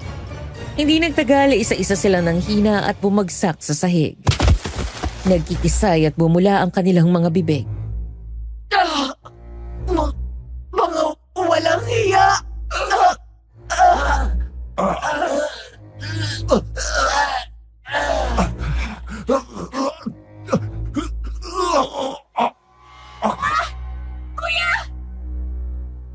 Hanggang sa tuluyang bawian ng buhay ang mga aswang.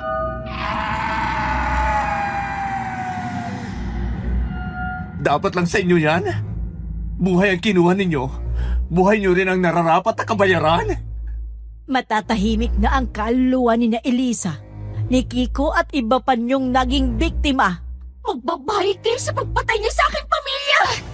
Hindi ko kayo mapapatawad!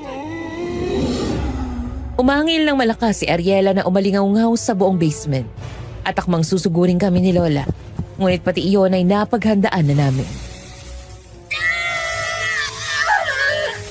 Yan ang bagay sa'yo! Asin!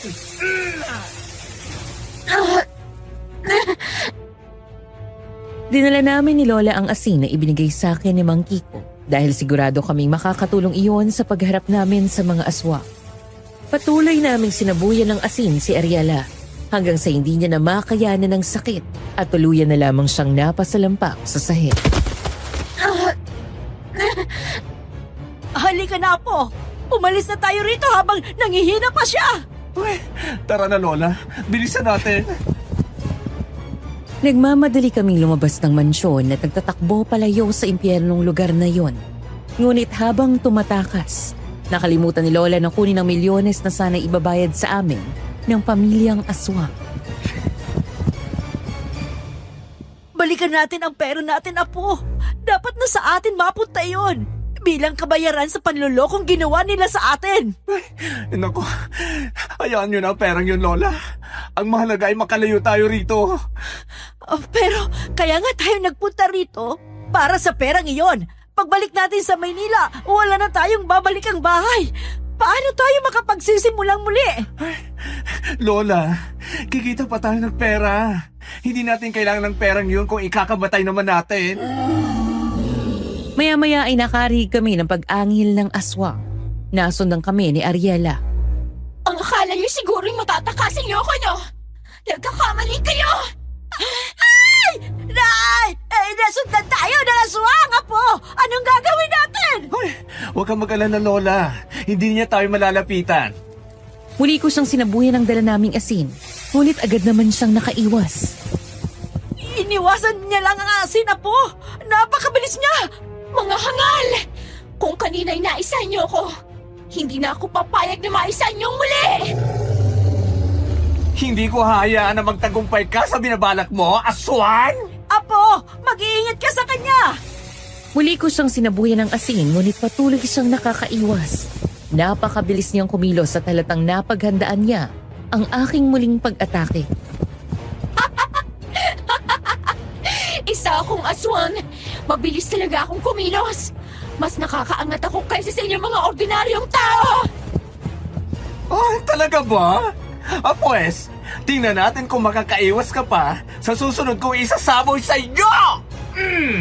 Kinuha ko mula sa aking bulsa ang isang botelya at isinaboy sa kanyang muka ang laman nito. Anong isinaboy mo sa mukha ko? Katas ng kalamansi yan. O, bakit? Mahapdi ba? Ang apte! Ang mata ko! Napuruhan mo yata, Apo! Ay, talagang sinadya kong asintayin ang mga mata niya, Lola. O ano, Ariela?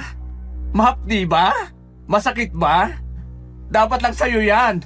Dahil sa ginawa ninyong pagpatay kina Aling Elisa at Mang Kiko. Hayop ka! Kapag nahuli kita, sisiguraduhin kong paggugutay-gutayin ko ang buong katawan mo! Ngunit kahit pilit niyang sinugod kami ni Lola, hindi niya iyon na ituloy. Dahil Bakit wala akong makita? Anong nangyari sa mga mata ko? nataranta ang aswang dahil hindi na siya makakita. Umeepekto na ang katas ng kalamansi na isinaboy ko sa kanyang mga mata. Nabulag yata ang aswang, Apo! Nararapat lang yan sa kanya, Lola. Yan ang karma niya sa lahat ng mga taong pinatay niya at ng kanyang pamilya. Anong ginawa mo sa akin, bakla? Hindi ako makakita! Dahil yan sa isinaboy kong katas ng kalamansi. Ano? Masakit ba, Ariela? Walang hiya kang bakla ka! Wala akong makita! Gamit ang natitira niyang lakas, tinangka niya kaming sunggaban muli kahit hindi niya kami makita. Ngunit nakaalerto ako. Muli ko siyang sinabuyan ng katas ng kalamansi at dinagdagan pa ng asin na lalo pang nagpakisay at nagpahirap sa kanya. Walang hiya! Hindi nagtagal, bumagsak siya sa lupa.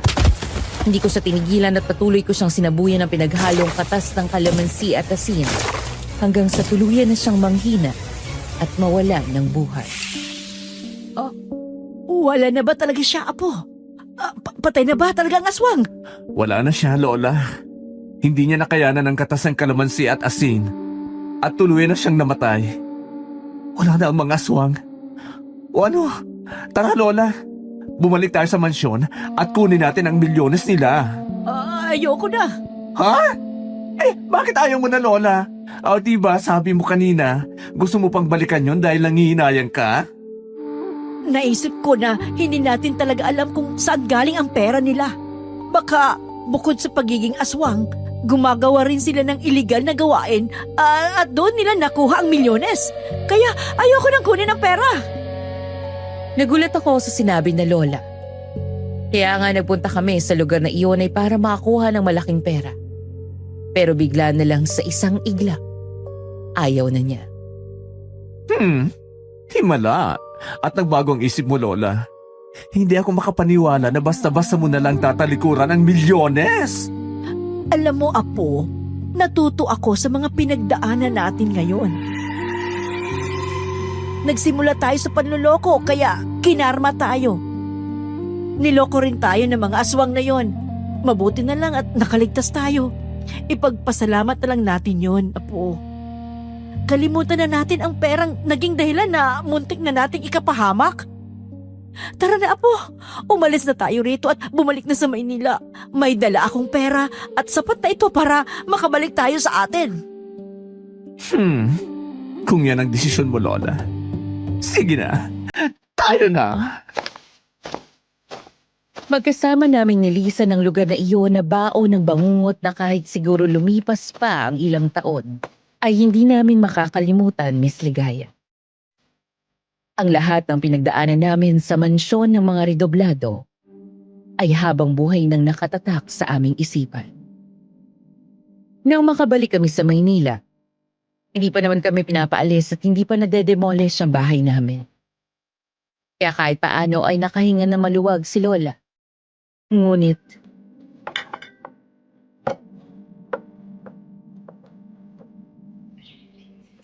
kailangan pa rin nating maging handa, Apo.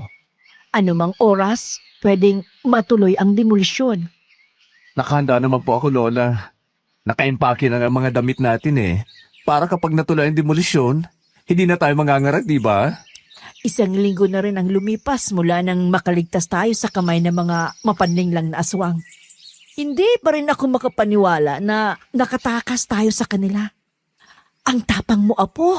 At naisip mo ang plano nating yun. Pasalamat po tayo. At kasama sa mga gamit na dinala natin para sa peking panggagamot, ang katas ng kalamansi na dati natin palaging ginagamit sa pang-i-scam. Naalala mo ba, Lola, nung nagbebenta tayo ng peking gamot sa cancer? Isa sa mga inilalagay nating sangkap noon ay ang katas ng kalamansi. Oo, natatandaan ko. Pero yung lason, saan mo nakuha yun, Apo? Isa rin yun sa malaking swerte natin, Lola. Dahil hindi naman talaga yun kasama sa mga gagamitin natin. Ang dapat sana'y nadala ko ay mga botelyang may lamang langis ng nyog na ginagamit din nating sangkap noon sa paggawa ng peking gamot. Pero ibang nadala ko. Ang nadala ko pala ay ang matinding lason sa daga. Pareho kasing kulay berde ang botelya nila eh. At yun ang sinabi ko sa'yo na ilagay mo sa nilulutong ulam ni Mang Reyes. Ano? Ang swerte nga natin dahil ang mga yon ang nagsalba sa atin sa panganib. Mabuti na lang at madaling tumalab sa mga aswang yung lason. Isa rin po yun sa ipinagpapasalamat ko, Lola. Dahil tumalab sa mga aswang ang lason. At nagpapasalamat din po ako kay Mang Kiko sa pagbibigay niya sa akin ng asin. Malaki rin po ang naitulong niyo sa atin eh. Kung nasaan man sila ngayon ni Elisa, sigurado akong payapa na sila dahil naipaghiganti mo na ang kanilang pagkamatay. Sana nga po ay tahimik na sila, Lola.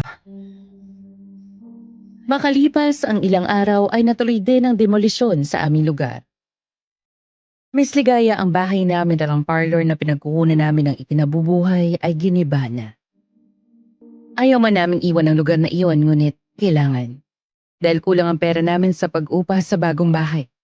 Napagdesisyon na ni Lola na makitira muna kami sa malayo niyang kamag-anak sa Pasig. Tinanggap naman kami roon ng mga kamag-anak niya. Hindi naman nila kami itindato na iba. Itinuloy na rin namin ang pagbabagong buhay. Labis namin pinagsisisihan ang tangka naming pang-iiskaw. Ipinangako namin sa aming mga sarili na hindi na namin ulit ito gagawin kahit kailan. Naniniwala ako na kapag gumawa ka ng masama rin ang babalik sa'yo. Hindi man ito agad dumating, darating ito sa tamang panahon. Kaya piliin nating mamuhay ng tapat at gumawa ng mabuti. Dahil iyon ang tama. May tanong ako para sa ating mga tagapakinig. Kung kayo ang nasa kalagayan namin, kung kayo ang napunta sa lungga ng mga aswang, ano ang gagawin niyo para makaalis at makatakas doon? I-comment lamang inyong sagot sa comment section dyan sa baba. At babasahin ko ang ilan sa mga ito kapag maswerteng mapili ang aking karanasan. Hanggang dito na lang at maraming salamat.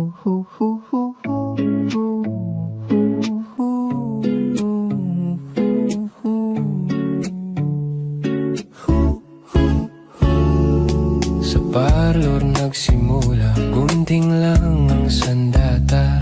Pero pangarap ko, apo, mas mataas pa dyan talaga. Araw-araw kulot at kulay ang laban, pero sa puso ko may pag-asang hinahawakan.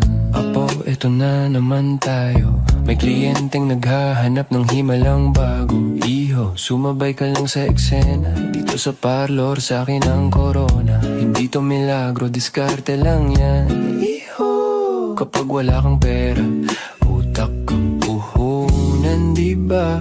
Kinakanta ko ang hirap ng buhay, pero hindi ako bibigay. Maglulang lalaban, aahon din kahit ilang ulit pa madapa. Kung kailangan magpanggap na may kapangyarihan, di sige para sa kinabukasan. Dahil ang tunay na mahika, puso at tiyaga. Puso at tiyaga.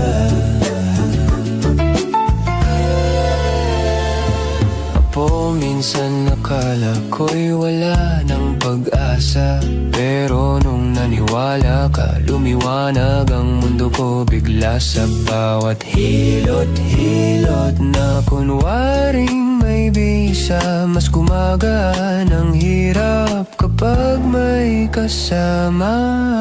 Apo, huwag kabahan, itaas ang noo mo. Kung kinaya ko ang utang, kaya ko rin to. Sabi mo la, pag nahuli tayo, sagot ko ay naku apo, charot lang yan pero go tayo. Sa totoo lang, hindi kami healer, pero puso namin aba number one winner.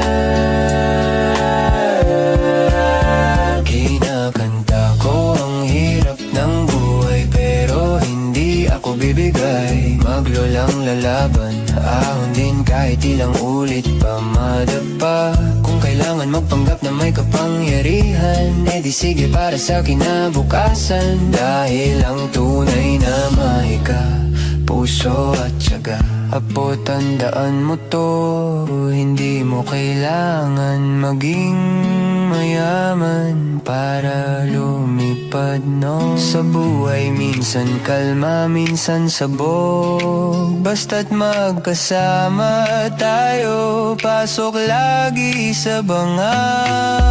Kung talentang hanap nila, abay meron ako. Talent sa diskarte, sa kwento at sa pag-arte ko. Sa parlor man o albularyo show, lola mo to, hindi sumusuko. Kinakanta ko ang hirap-hirap ng buhay, pero eto kami, dala ko buhay na buhay. Maglola kaming hakbang pataas, kahit maliit ang simula, taas no't lakas. Kapag may diskarte, may himala ring dumarating. Ahon kami, apo yan ang pangakong bit-bit namin.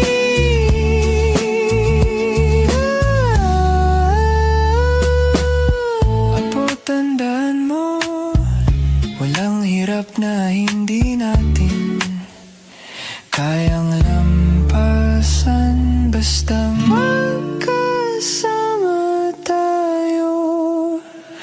Ahon din tayo.